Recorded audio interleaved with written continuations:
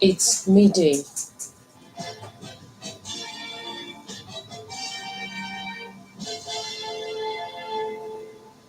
Good afternoon. Here is the midday news on OGBC. My name is Titilope Awobajo. First, the major citizens of equity and sustainable development.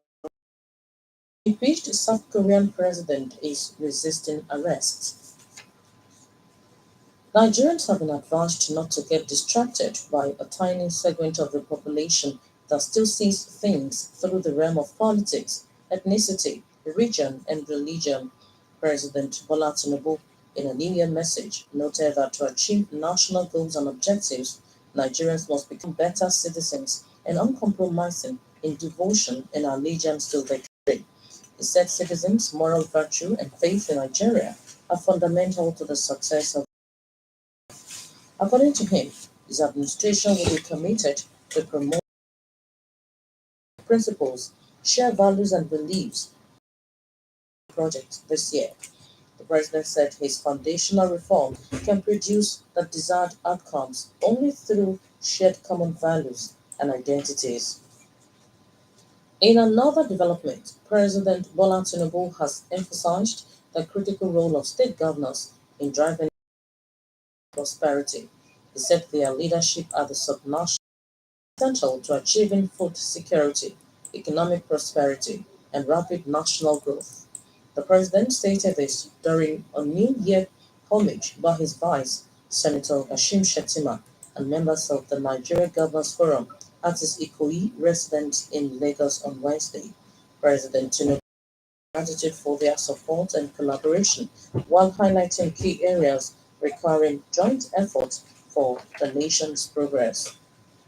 Meanwhile, the governors of the 36 states have reaffirmed collective commitment to work under President Tinubu's leadership and collaborate with his administration in advancing the nation's development. They made the pledge to the president at his Lagos residence on Wednesday. Speaking on behalf of the governors, Mr. Babajide Sanwo-Olu of Lagos State emphasized their shared resolve to support the president's leadership and vision for the country. Mr. Sanwo-Olu highlighted the governor's appreciation for Tinubu's strong and their determination to align with his government's goals to deliver social and economic transformation to Nigerians.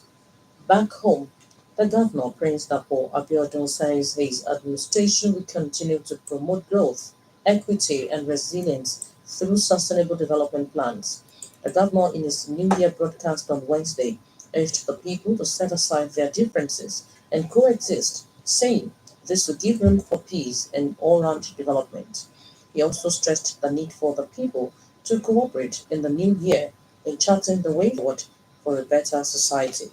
Governor Abiodun noted that his administration has made a positive, inclusive, and lasting impact on the lives of the people through the construction of roads, provision of affordable housing, human capital development, youth and women empowerment, qualitative health care, and food security. The Debt Management Office (DMO) on Wednesday said that the government has made adequate budgetary provisions to meet Nigeria's foreign and in Abuja. Nigeria's debt management strategy conforms with relevant legislation, regulations, and international standards. It added that the country had consistently serviced its external and domestic debts, making Nigeria's security a delight to investors at home and abroad. The DMO said that a recent successful issuance of $2.2 billion Eurobonds on the international capital markets, which received subscriptions exceeding $9 billion, was a demonstration of investor confidence in the nation's instruments. In the federal government's 2025 budget, currently before the National Assembly, President Bola Tinubu's administration plans to spend 16.327 trillion naira on its debt obligations out of the proposed expenditure of 49.7 trillion naira. You're listening to the media news on OGBC FM. Impeached South Korean President Yoon Suk Yeol has remained unmoved inside his residence, resisting arrest for a third day this Thursday after vowing to fight authorities seeking to question him over his failed martial law bid. The embattled leader issued a declaration on December 13th that led to his impeachment and has left him facing arrest and imprisonment. Supporters and opponents of Mr. Yoon have since camped outside his presidential residence, while members of his security team have blocked attempted police raids in a dramatic standoff. Mr. Yoon has gone to ground but remained unrepentant as the crisis has rolled on, issuing a defiant message to his base days before an arrest warrant expires on January the 6th. In the meantime, police have raided Muan International Airport, the offices of Jeju Air and a regional aviation body amid investigations into the deadliest ever air disaster on South Korean soil. The Jeonnam Provincial Police Agency carried out the search and seized operations at the three locations this Thursday morning. The raids come as aviation authorities from the United States are probing the cause of the deadly crash of Jeju Air Flight 2216 on Sunday, which killed 179 of 181 people on board. South Korean authorities on Wednesday said that they extracted the initial data from one of the Boeing 737-800 two black boxes with the order to be sent to the U.S. for analysis due to damage it suffered in the crash. A U.S. Army veteran with an Islamic State flag on carnage steered a pickup truck into a crowd of New Year merrymakers in New Orleans on Wednesday, killing 15 people and wounding dozens. The FBI identified the attacker as Shamsuddin Jabbar, a 42-year-old U.S. citizen from Texas who appeared to have been a real estate agent working in Houston and had served as an IT specialist in the military. Police Superintendent Miss Ann Kilpatrick described Mr. Jabbar as a terrorist, noting that an ISIS flag was located in the vehicle using another name for the Islamic State jihadist group. US President Joe Biden, describing the attack as despicable, said Mr. Jabbar had posted videos online hours before that, and when they commanded him to lay down his weapon, he shot himself in the head.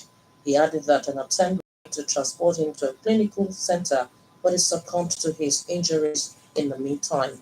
The Interior Minister, Mr. Danilo Saranovic, told men two minors in a village restaurant in southern Montenegro near the town of Cetinje. He said the two minors were the children. Africa footballer for his Italian side, Atalanta, if he fails in Thursday's Super semi-final clash with Inter Milan. The Nigerian international was part of Atalanta's squad that arrived in Saudi Arabia on New Year's Eve. Lukman, who joined Atalanta in the seminar of 2022 from Bundesliga side, RB Leipzig, has flourished under coach Gianpiero Gasperini.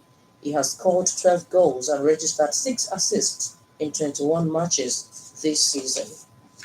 No nation can develop beyond the aspiration of our people. Think and act positively for a better Nigeria. To end the media news, another look at the major items. President Bola Tinubu, in a New Year message, noted that to achieve national goals and objectives, Nigerians must become better citizens and uncompromising in devotion and allegiance to the country.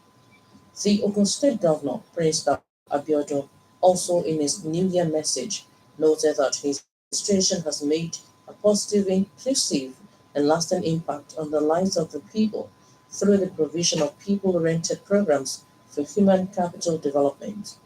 You also heard that impeached South Korean President Yoon Suk Yeol remained defiantly inside his residence, resisting arrest for the third day.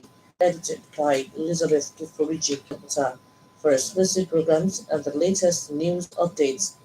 Visit our website at openradio.ng, Facebook at Open Radio Abeokuta, and on X handle at OGBC 905 FM. You can also listen to OGBC on the Radio Garden.